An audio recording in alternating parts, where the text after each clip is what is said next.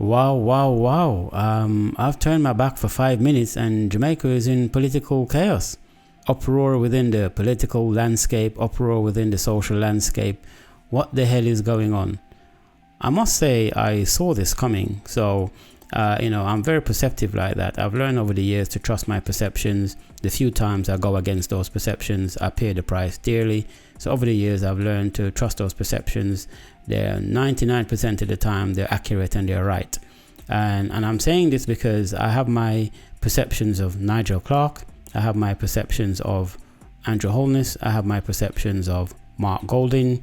My perceptions of the political landscape in Jamaica as a whole. I have my perception on these gentlemen that I've mentioned, agendas, goals, objectives, and whatever else.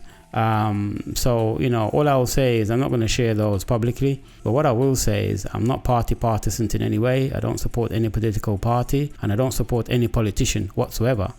But at the same time, we have to be fair. None of these gentlemen that I've mentioned are perfect. None of us are perfect. I am sure ain't perfect. So with that bearing in mind, people have their positives and their negatives about them. What we have to try to do as individuals is try to make sure that our positives compensate for our negatives.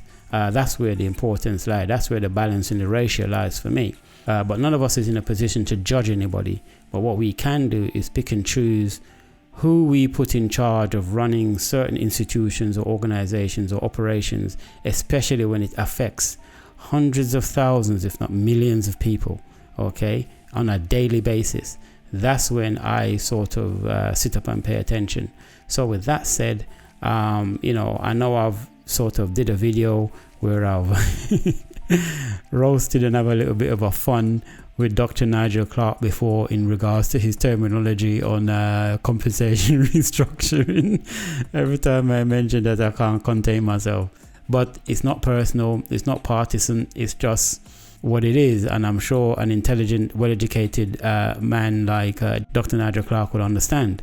But okay, that's water under the bridge, that's past. He's weathered that storm. He's put himself in political position, so he knows from time to time he's going to be held to the flames because it comes with a job. As they say, if you can't stand the heat, get out the kitchen. You decide to be a politician, you're Ministry of Finance, so your mettle is going to be tested. So here he is again, SSL, another uproar, this time him reporting that under advisement from his team, he's been advised to pay the staff at SSL to keep the computers running and to also make sure that the ongoing investigation is not disrupted in any way because they're making progress. I think they've gone up to something like 75 or 70 plus cases as opposed to the 40 odd cases they had initially. So to me, that's progress. That's good. I'm going to say something that is very unpopular, because I've been observing a lot of YouTubers, Jamaican YouTubers I'm talking about now. I'm not going to call any of their names, but you all know you are. Everybody been having a field day with Nigel Clarke, and I get it. I understand it, and I understand the sentiment. I know the feeling. I'm all about the people as well. But before I play Nigel Clarke's, speech or comments that he made, let me just tell you this. I work within the financial industry, the banking sector to be specific. So I am very well versed in all matters in regards to regulations, who's responsible for what, compliance, what the rules and regulations are, what the punishments are, what the structures are, what the logistics, everything. You have to when you work in that industry. In my opinion, one of the most, not the most, but one of the most regulated industries in the world, for a very good reason, because anywhere that deals with money and finance, corruption is not very far. So yeah. So with that said, before I jump into my my opinions and my take on Dr. Nigel Clarke's situation, I'm going to play some of the things he said, and then I'm going to come back and give my take, okay? So stay tuned and hold on to your hat and strap in, because you've been warned. FID was only able to establish that since investigations began earlier this year, because they've had they've had the presence of employees who can answer questions that investigators have, and who know their way around the data and information that the company has. Presented with this reality that SSL can no longer pay its employees, we have a choice. If we don't pay the employees and they are no longer available, then that will compromise the investigation, and that's not good for Jamaica. The public interest is served by full ventilation of this matter in a way that has never happened before. We never had full ventilation investigation in FinSAC. We never had full investigation in Olint in Jamaica. We never had full investigation and ventilation of Cash Plus and so many of the other fraudulent financial schemes. And we're saying this time must be different. But to enable that, we need to keep the employees at SSL for a little while longer. There are 22 employees, and the total cost of those employees is about $9.5 million per month. There's another $5 million of operating expenses, and SSL also has legal fees and other expenditure. I will provide a fulsome update as soon as all the information is available on the operating costs that will be supported by the government of Jamaica. Now, some people have mistakenly believed that this is somehow a bailout of SSL or a bailout of SSL shareholders. Let me be abundantly clear. Shares in SSL are worth zero, and shareholders of SSL have lost their investment in SSL entirely, and the government is not making any steps to provide any remedy for that. Interesting. Now, I'm going to make an unpopular remark, which no one on YouTube or in the social media space is doing, because everybody's castrating and chastising Nigel Clarke, and I understand why they're doing it. After all, this is Mr. Compensation restructuring. And I've had a field day with that. It's not personal, but it is what it is. You've held yourself in that particular position, so you're going to be held to the flames every now and again. But to be honest with you, for someone that's worked in the financial industry, especially the banking industry, I understand too well how the regulatory regime works and the infrastructure works. The rules and laws and initiatives and the whole 9 yards, the directives, everything. You have to, because there's a lot of legal implications involved when you're dealing within the banking sector. You're dealing with clients' money, mortgages, financial advice, all that sort of stuff, investments, pensions, blah, blah, blah. I won't get into all of that. So I understand why Nigel Clarke took this, the sort of path he took. So he's taking this path because, as I say, the Jamaican situation is not, in terms of the regulators, is not as sophisticated as other countries more developed around the world. After all, they had to invite foreigners in to come in and help with the investigation. That tells a lot of story right there. So when Nigel Clarke said that the money is going to be paid by, I think he sort of hinted that's going to be paid by the government, but he didn't say specifically taxpayers. Now, I knew that it would have to come from the regulatory owned funds, which they pool or source in two main ways. The other ways, but the two main ways they source it is from fines. Say, for instance, a bank has fractured the financial rules and regulations, directives or laws, they can be fined. That fine is used to fund the regulatory authority and their staff and everything that they have to do to continue to regulate the financial industry, if that makes sense. The second main way they source money is from the Proceeds of Crime Act. So let's say you have some type of criminal sourcing funds from an illegal way of obtaining funds, and they want to launder that money or wash that money through legitimate companies, shell companies or whatever other sort of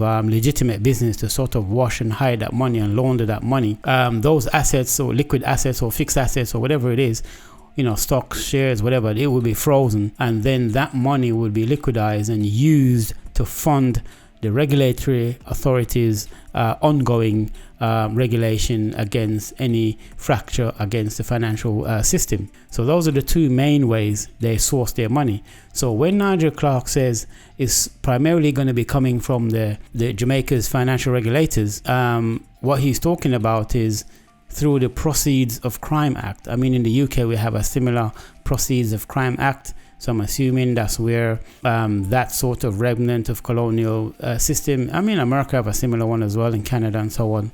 So the proceeds of crime is where they're going to use. So in other words, they're going to be looking to source and freeze and take over any assets that SSL has, and liquidize it or sell it off and use that money to fund the ongoing investigation of SSL. And part of that money is going to be used to pay the staff at SSL in order to continue that investigation so it's not disrupted. Now, that's where a lot of people have problems with it, but that's not taxpayers' money. That's criminal organizations' money that's been used and turned against them, or to turn against other villains to help fund to fight financial crime, if that makes sense. A lot of people are saying, why are we paying the staff for a company that's a fraudulent company? It doesn't necessarily mean that the staff that the investigators are using to continue to the running and the operation of the computers at SSL and the database and so on, it doesn't stand that they are guilty of any financial crime. They might be innocent. Not everybody in SSL was in on the frauds and in on the money laundering or in on the crimes or financial crimes that took place. Probably just a few people. Now, a few people can create a lot of damage. One person or a couple of people can steal money from hundreds, if not thousands of people's accounts. It doesn't take a whole heap of the whole entire staff at an organization or company to do it. You just need a few people in key positions who have access and authority to do it. So in other words, if they're stealing money, if the buck stops with them, then who is above them to question them? Like, what are you doing? Why are you entering this here? Why are you shifting money from here and putting it over there? They have the last say. So those people who have the last say are the ones that in most cases are tempted to do it. Now, you might have other junior staff lower down that does it, but they can't do it on their own unless someone else above them sign off on it. So in other words, they're in on the fraud too.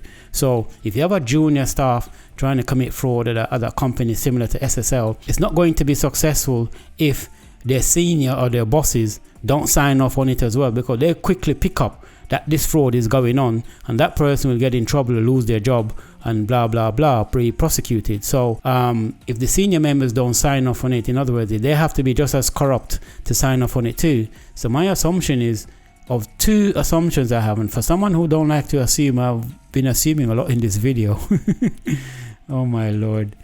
So the first one is maybe the people at SSL that's being paid to continue are feeling like, why are we being forced to do this? Maybe they're subpoenaed, they have to do it. There's a situation where you can't disrupt or block an investigation. It's like if you aid and abet someone inadvertently or deliberately, that's a crime. So in other words, if someone is stolen something and you hide the person that the police is looking for, you can be charged because you're facilitating the person, you're hindering the police from catching a criminal. So in this respect, I would say the staff at SSL doesn't necessarily want to be in a position where they don't want to work and they don't want to assist the investigation, because they probably would be charged for, what's the term I'm looking for, when you're trying to disrupt or stop an investigation from proceeding and to be successful, then you yourself can be charged because your direct actions or non-action is causing an investigation on this scale not to go ahead. So you're disrupting, you're hindering, you're this stumbling block from something progress and becoming successful, and that in itself you can be charged for that. The other side to look at is, apart from the third side of they're just completely innocent and they're being assisted and they're being under some type of county court judgment to cooperate and comply. The other side could be, maybe some of them are guilty, but there's a deal that's been done that say, listen, you're guilty, you're in charge, you're the boss, you're in charge of this, that and the third. So even if a junior staff did certain things, as Jean Pantan said, there were other people above her who knew about what was going on. So they would say, listen, if you guys help us and assist us, then maybe we'll, sort of reduce your sentence. So if this particular crime you've committed, this financial crime, warrants 25 years or 30 or 40 years, if you help the police and assist the investigators with this, to get a successful outcome, then we will look to reduce the sentence from 30 years to maybe 15 years or 25, 20 years or something like that. whatever. And, these deals and wheeling and dealing is done on a regular basis by investigators and police. So don't be surprised if someone who is guilty of a financial crime assists the investigators, and as a result, their sentence is reduced. Maybe that's the situation here. Or maybe it's a situation where they're just innocent people that's been forced by law to comply, but at the same time, they're not getting paid. So now it's a situation where, so if we're not getting paid, we ain't going to do the work. And if we don't do the work, then the whole investigation is come to a halt. But then there's the other option, which is a lot of people are saying, the more popular option, which is this is all a cover-up. You're just trying to use taxpayers' money to pay to cover up an investigation so that your friends and mates don't get caught out. And a lot of people are throwing Andrew Holness' name in the mix because he was once a client of SSL. And of course, allegedly, there's this relationship between SSL donating and contributing money to the JLP party. So, there's that situation. Employees of SSL stayed home from work in protest against the delay in payment of salaries for August. And I, in my capacity as Minister of Finance, have to respond to situations such as that. And the guiding principles behind that response will be and is the policy position that I have outlined. And the policy position is to pursue this investigation and to follow the evidence wherever it leads, to leave no stone unturned, and to get international help. And I have said in the past that the government will provide whatever resources are required by investigators and others to see this investigation through.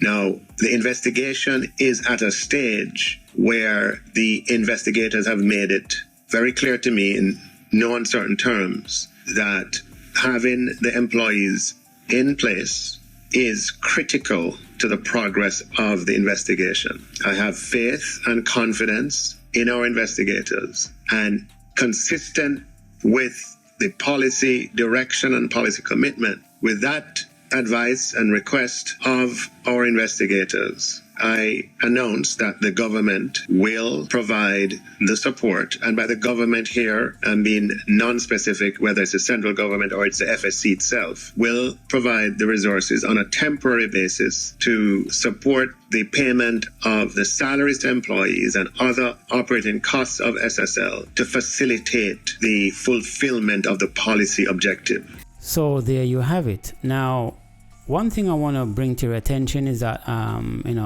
Minister Nigel Clarke has actually said that, there is going to be a temporary period in which, they will be paying SSL staff. The word temporary is subjective. Temporary could mean a week, a month, a year. It depends on the context in which it's used.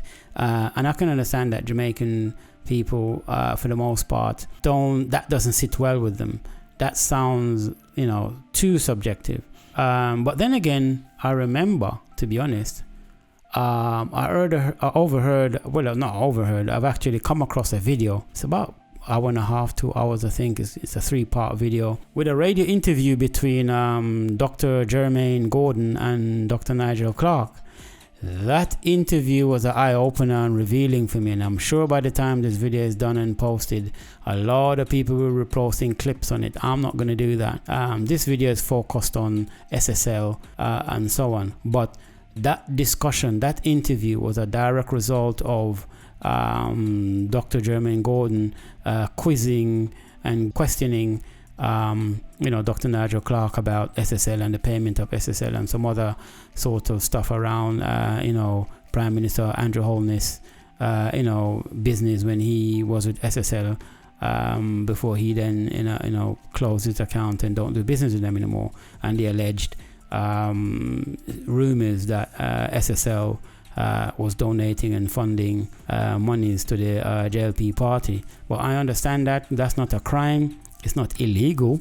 It might be unethical in a way, but it's not illegal. Unethical doesn't mean illegal. So, it's a situation where, it comes across in a negative way. But All parties do it all over the world. Whether you're in the opposition or you're in government, you have to get funding from somewhere, and normally it's the big rich billionaires and millionaires that fund these parties. In return, they get what is called asks. So I'm sure if SSL, according to the alleged rumors, if they were funding and contributing and donating money to the JLP party, they would have a list of asks. So in other words, they're not giving over this money for nothing. They expect something in return. So it is what it is. You could say it's nepotism, you could say it's corruption, you could call it what it is, but there is no law on the books, on the statute, that says it's illegal for any entity to contribute money to any political party or organization for that matter, unless that entity or organization is blacklisted and is criminalized and is identified on some type of list as a banned company or individual or whatever,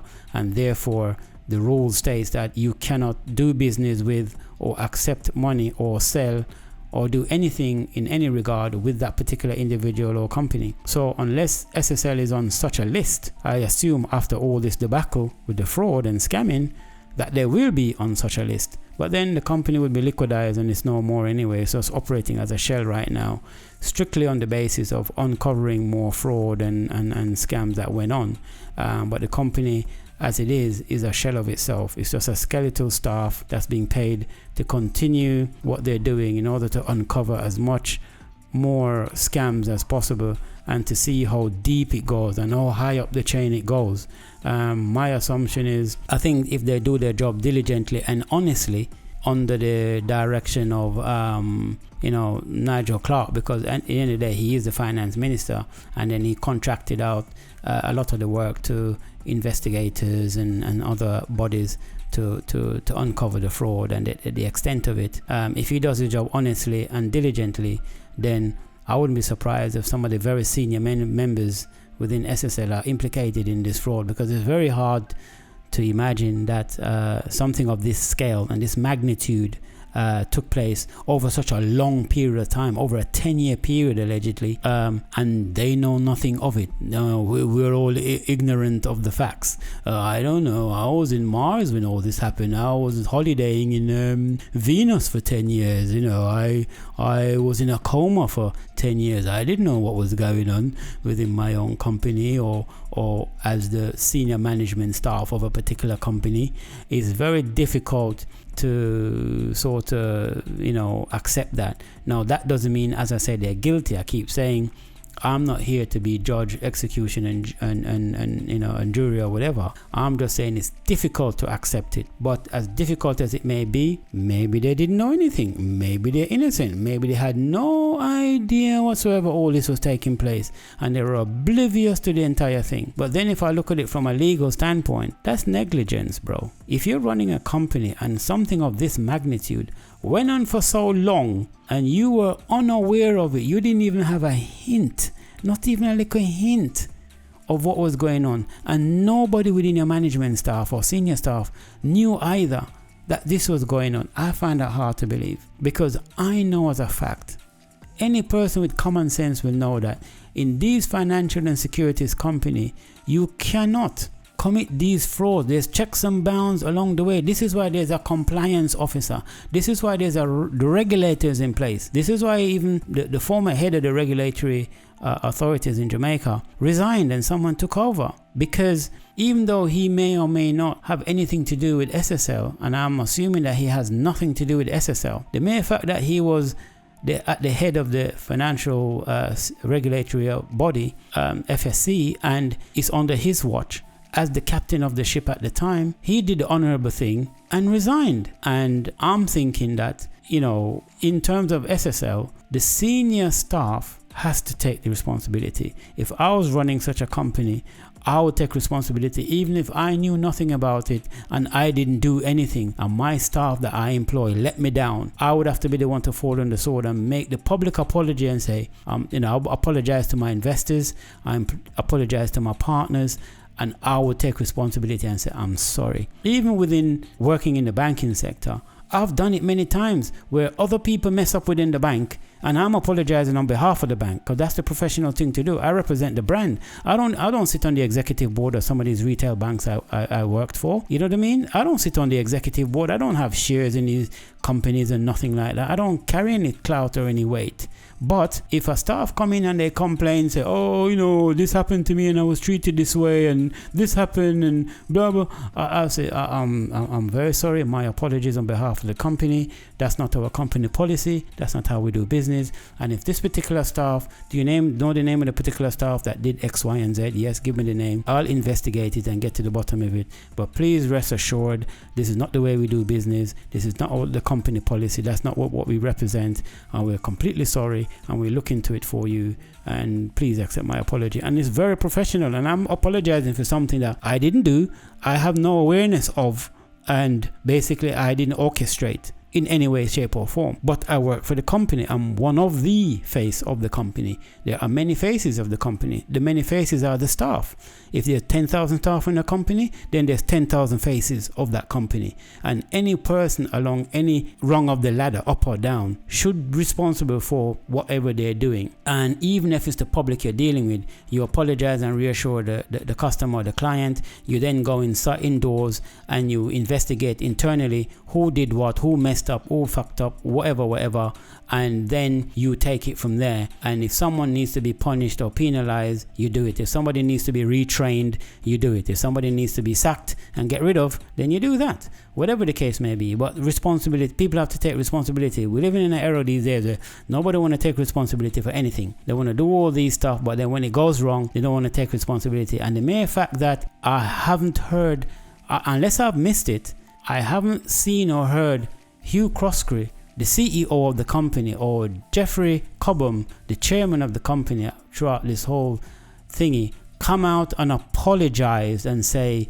this is not the way we do business, yada, yada, yada. I don't know. Maybe he did and I missed it. And if that's the case, then fine. But then, in my opinion, these guys, to save their name and to protect their name, their family name, the Croskery name, the Cobham name, you know, and the compliance officer like Sonia Nicholson, to protect your names, you guys should be spearheading at the forefront saying, sorry, and how can we help? How can we help? Because we are innocent. We didn't know this was taking place. So how can we help you, the investigation, to root out the corrupt worms that's rotting the apple from the inside? How can we help? And you know, the same way Jean Pantana's come out and she's formally assigned a declaration admitting her guilt and taking responsibility for her actions. That doesn't mean she's going to get off scot-free, but at least she had the honor to take responsibility for her wrongdoing and face the flames and accept her punishment and reveal the names. I'm thinking that she should go even further and name names. She hasn't really done that. Maybe that's her bargaining chip to reduce her sentence. I don't know. I'm assuming there's a lot of moving chairs going on, and I have my own perception of exactly what's taking place. A silence is deafening, which tells me that a lot of people either can sleep good at night because they know them have people in high places that's going to protect them, or they're losing sleep at night because they know sooner or later they're going to get that knock on the door. You understand? So it is what it is. One last thing before I end this video. I need to say this. I could be completely wrong and off the mark, but sometimes you just have to take risk and go with the flow. My perception is, after listening to that whole back and forth between Dr. Jermaine Gordon and Dr. Nigel Clarke, wow, so much. The blog's gonna have a field day with that one, I can guarantee you for that. But I'm not gonna go down that route.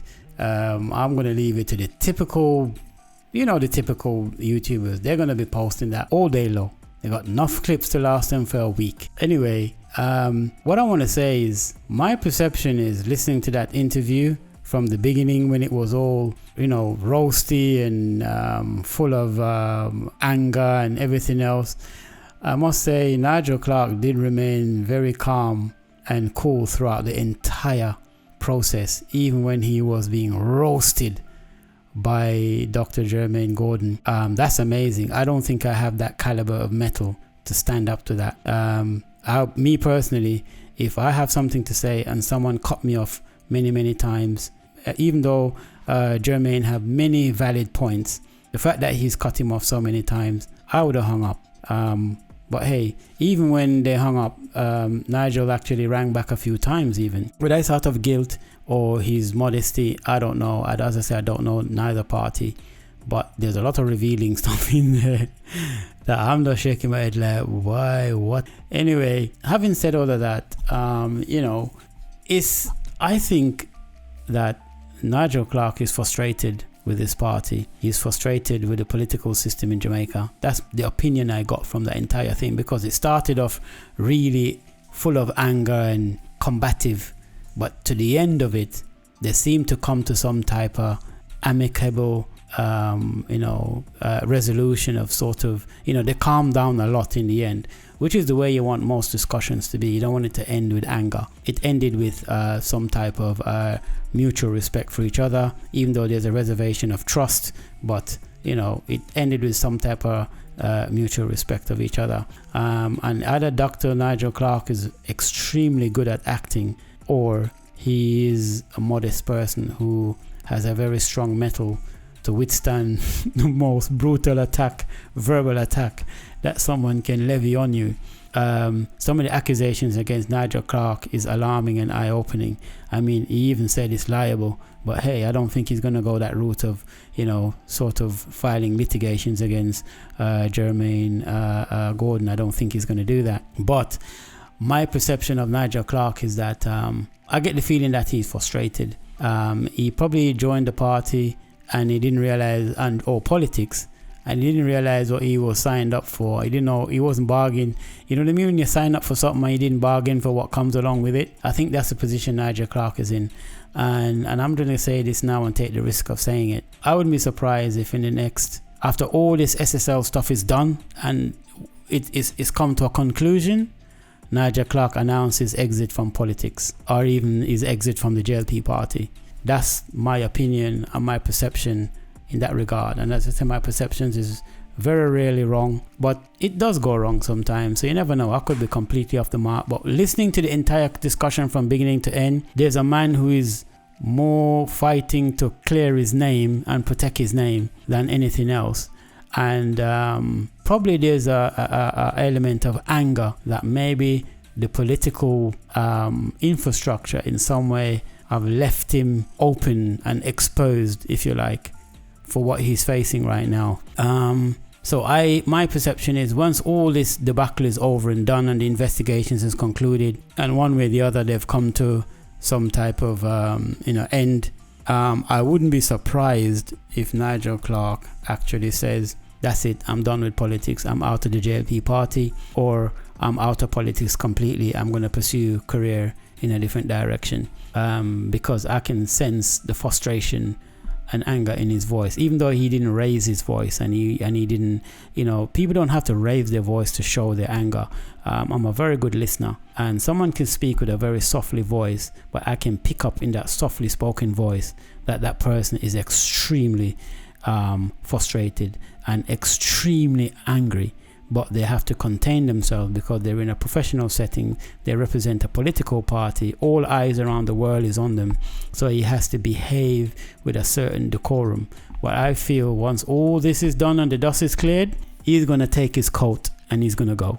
That's my opinion. But I could be wrong. And that's the next thing I wanted to quickly add to this whole thing. So time will tell whether I'm right or wrong. So that's it. Until next time, keep it locked. Stay cool.